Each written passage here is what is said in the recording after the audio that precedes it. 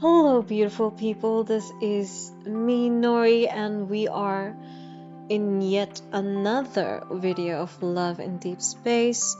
In the last video, we checked out some phone calls and messages, but mostly it was phone calls, and those helped us gain some affinity. Raphael is now 25.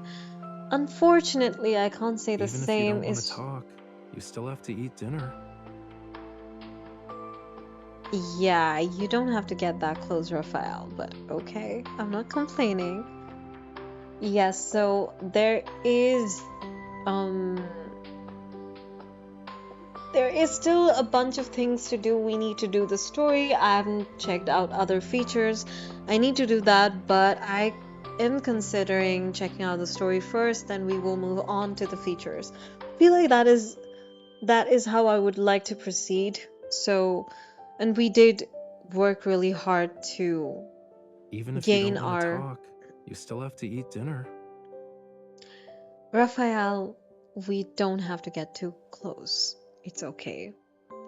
So we still have to check out the story, and that's what we are going to do. Finally, so this is chapter 5, The Eternal Aurora. We're doing part 1 of the story, which is Unspoken Secret. Let us start.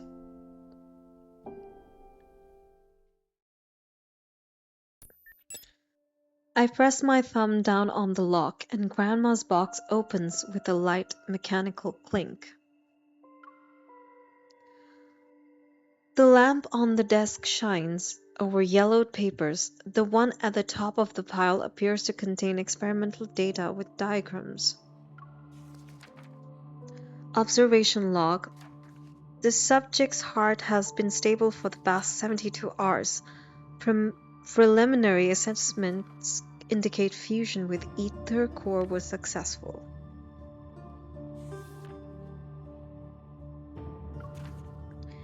AC fluctuation test number 1. The energy fluctuation value of the ether core has reached level 2. Subject's heart is stable. AC fluctuation test number 2. The energy fluctuation of the ether core has reached level 3. Subject's heart is stable. Fusing a protocore with a human heart? Why did Grandma have records about an illegal experiment like this? It is also the first time I've heard of a protocore called an ether core. Could it be related to the one the association is looking for? I jot down the name of this special protocore and continue to read files. The next few sheets report similar data. The last sheet, however, is handwritten instead of typed. AC fluctuation test number 12. The energy fluctuation value of the ether core has reached level 7. The subject is showing abnormal signs. Warning, stop it. The messy red handwriting ends with 3 startling exclamation marks. This looks like Grandma's handwriting. As I read the documents, a feeling of dread fills the room. Gender female, age 7 to 8. Evil, Anhausen class. There's no name in the subject information category, but there is enough to make an educated guess. Anhausen class evil. Could this test subject be? Question and answers interlock like chains in my mind. The sweet Grandma I knew has revealed a side of her I didn't know she had. Could the test subject in these records be me?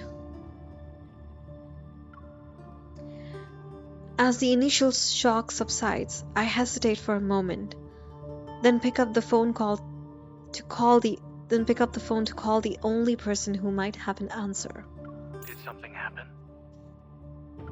Zane, I need to ask you a question. Sensing the urgency in my voice, Zane's voice also becomes serious.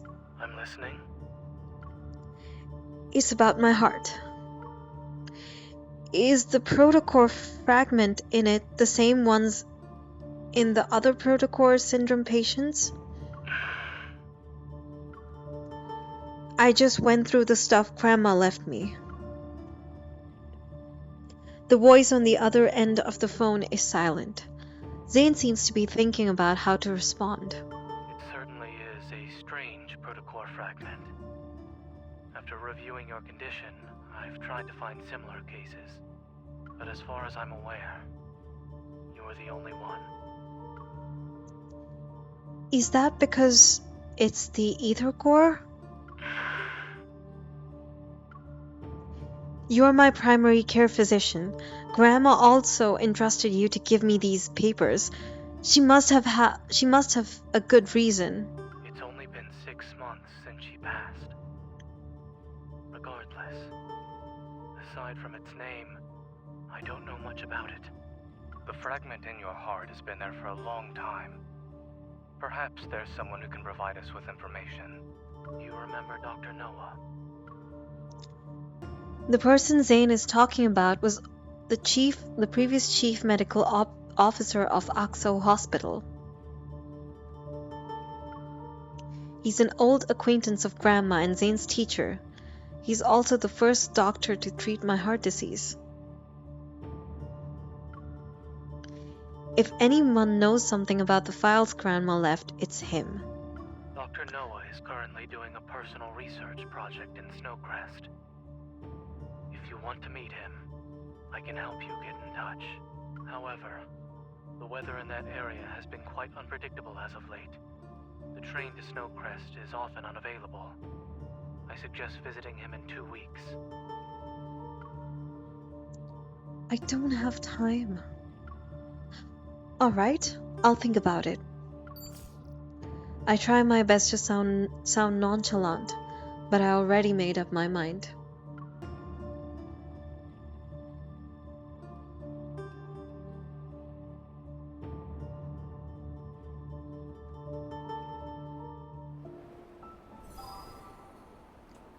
Snow-kissed coffee. So some new notes have opened up, but we have the second chapter to get through. Second story, that is. So you're already in the Arctic? Did anyone go with you? Don't worry, I'm just going to relax at Snowcrest. I'll be back in a few days. Really? That's good. If you kept working so much, they'd need to install an anti-workaholic mechanism in the watch. Have fun on your vacation! Bye, Tara. Thank you so much for calling and checking up on me. You've been a great friend and a good colleague. Yeah, I'll get some souvenirs for you. I end the call with Tara outside. The blizzard has stopped. The sky appears more vivid than in other places. The dazzling blue hues cascade past the snow-capped mountains. Ladies and gentlemen, we regret to inform you that the next train to Snowcrest has been cancelled. We apologize for the inconvenience. We are currently in the middle of travel season. After hearing the announcement, the people on the platform drag their luggage back to the waiting room and grumble. After getting Dr. Noah's contact info from Zane yesterday, I immediately scheduled a meeting for today. Watching time tick away on my phone, I approached the counter, unwilling to give up on my journey.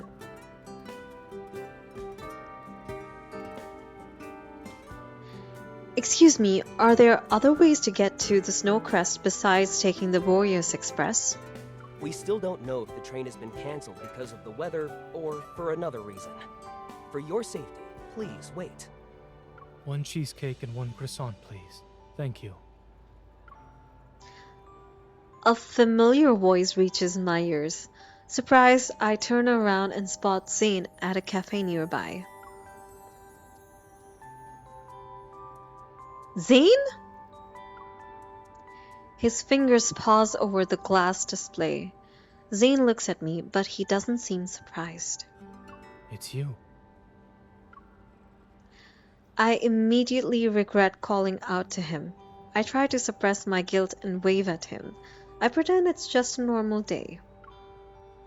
Why are you here? There's been a new development in Dr. Noah's research. He asked me to visit him a week ago. After answering my poor excuse of a question, Zane's gaze shifts back to the freshly baked bread on the counter. He's not as young as he used to be and can't always do things alone anymore. I help him whenever I'm not too busy with work. Would you like to eat something together? Is that a smile? That is a hint of a smile, but okay. Thanks. I'll get a sandwich then. Sir, the 2 lattes you ordered are ready. Here are to go. As Zane is about to pay, I beat him to it. It's on me. Since we're both stuck at the station, why don't we keep each other... I noticed the 2 lattes on the counter and suddenly realized there's something off. Why did you get 2 lattes? He makes a soft and then takes one of the lattes from me. The hot steam shrouds the smile on his face. Did I say we met by chance? Okay, I see you. I see you, Mr. Stoic. So this is part 3 of Chapter 5, Eternal Aurora Beyond Expectations.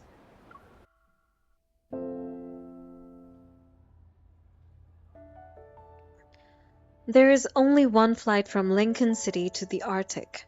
It departs in the morning and arrives in the evening local time once a day. Snowcrest, where Dr. Noah is, isn't that far from this train station, but because of how undeveloped the transportation system is in this vast, sparsely populated region, we can only take this particular train to go there. The display screen hanging overhead shows rows and rows of red delay notices. The number of people in the waiting room decreases. As we wait, my mind recalls the files Grandma left me. There must be secrets behind it that are connected to me. Maybe it can also explain that explosion. What are you thinking about? Zane's voice interrupts my drifting thoughts.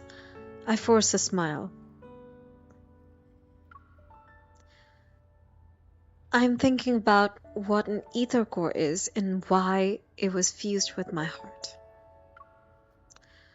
What if I'm a dangerous experiment that escaped from a secret lab?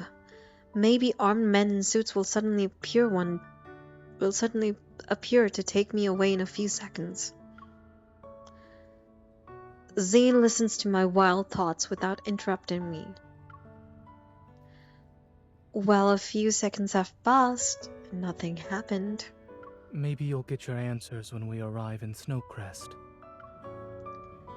Zane gently comforts me as if sensing my fear. The protocore energy in your heart has always been stable. It can form an invisible shield to protect your heart when you're attacked. You also haven't become as weak as other patients with protocore syndrome. In other words, it's a power made just for you. It was made just for me? You won't have to worry about it anytime soon.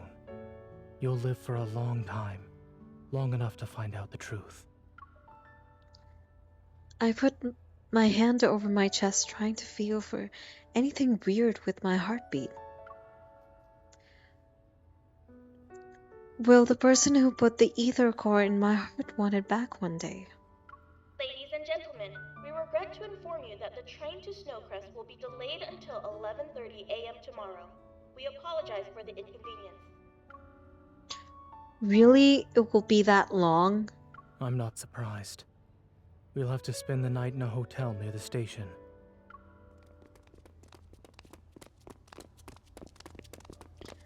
A group of fully geared hunters rushes past us. The EVOL railguns in their hands are glowing blue. They're clearly charged. To be armed and... Is the delay caused by wanderers? Let's get going. Heard wanderers showed up in the dispatch center. That sounds like Caleb. Dude, that sounds like Caleb's voice. That sucks. I wanted to see the Aurora and Snowcrest. They pick up their luggage and follow the very apologetic staff to a nearby hotel. I stay on the bench. Zane wants to get up but stops after glancing at me. Are we not leaving? Those hunters are on a mission. They must have a way to get to wherever they need to go, no matter how bad the weather is. An idea pops into my mind. I grab Zane by the arm and chase after them. Let's help out! Don't tell me we're going into a battle. I see a battle happen. Yeah. Yes, I see a battle happening. Not surprised. Level 29. Oh, look at that. We already have this. Good on the game for giving us already powered up memory cards, or I would have lost my mind trying to gear up my memory cards for this. We don't have much time. Let's make this quick. Alright, I get it. This is...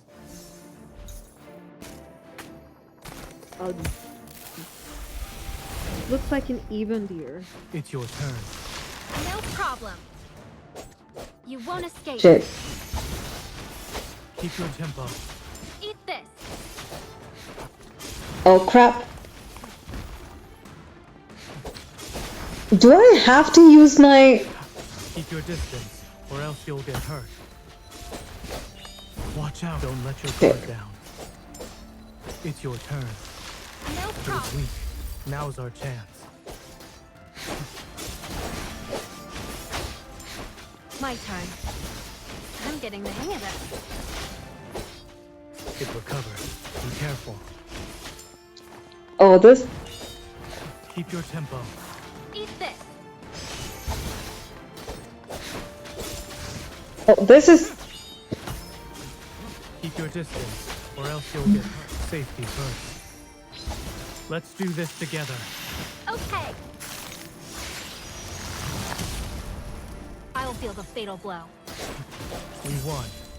We crushed them. But at what cost? We won, okay, but at what cost? I see a deer every time I think of the Ebon deer, the Ebon deer from Honkai Star Rail. That's what I think about every single time. Thanks a bunch. The dispatch center was quite crowded. Lincoln hunters like yourself have more experience in evacuating people and preparing for battle.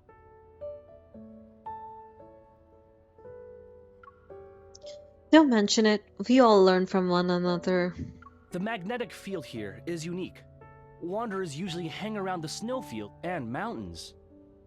They only started appearing in crowded places recently. It's probably because... He smiles and trails off. That information is probably classified. Judging from the scale of the damage at the dispatch center, no trains will be leaving from today onward. You guys are headed for Snowcrest, right? If you'd like, we can lend you a transport vehicle. It'll be bumpy, but it can traverse the snowy terrain. You have my gratitude. It's parked right outside the train station. Come with me.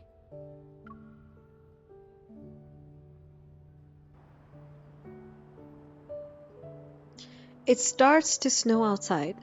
Zane and I stand in the freezing wind. I got scared hearing. I was like, where is the dog barking coming from? Then I realize it's from the game.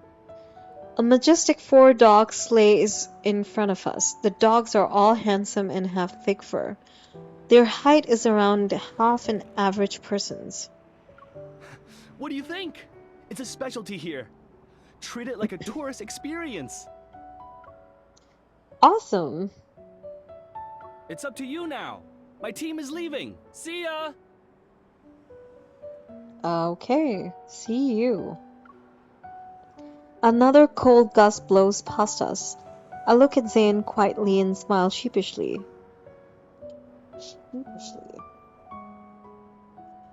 We won't be able to make it to Snowcrest tonight. Maybe we should just find a hotel nearby. Zane hops onto the sleigh and grabs the rein effortlessly with his gloved hands. Get on. So you know how to drive? I mean, ride it? Not all of my trips were accompanied by medical staff. I've ridden these sleighs a few times. But those are actual dogs. You're on the deluxe Snow Dog. The auto-driving system has been fully upgraded.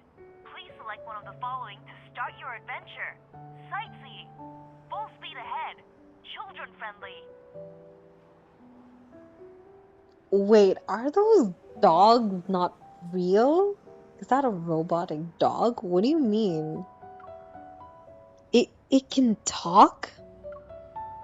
I stumble as I board the sleigh and almost fall onto the snow. Zane grabs my arm just in time. I mean, anybody would stumble and fall if they... In the howling wind, Zane glances at me through his goggles. His voice, muffled by the scarf, carries a hint of mirth. Shall we get going? We shall. Please, drive safely.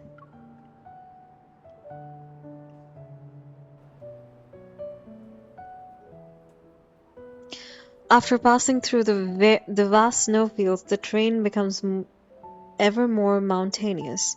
At the end of the horizon is Snowcrest shrouded in dusk. The sleigh dogs start their journey back immediately. I rub my slightly wind-burnt face and talk to Zane. Wind-burnt face? That's a new term.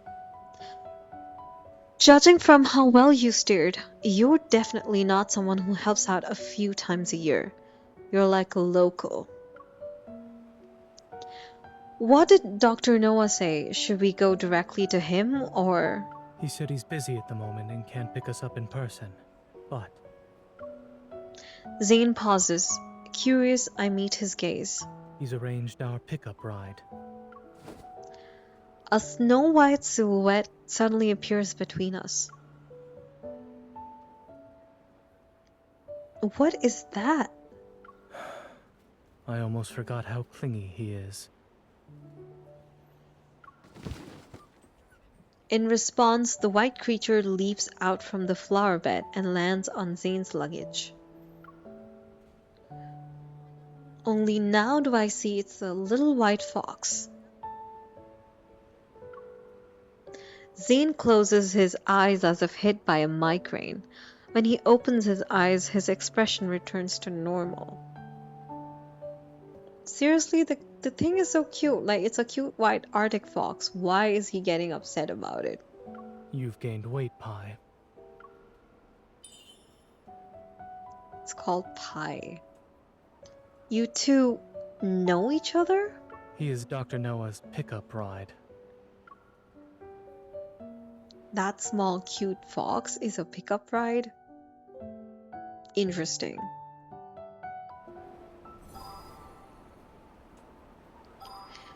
Okay, we've actually hit more than our regular time, which is 20 minutes. We're going a little over it. We've gone 5 minutes past 20 mark. So I'll just stop the video here and I will see you guys in the next video. Until then, do take care and lots of love from Nori. I'm signing off.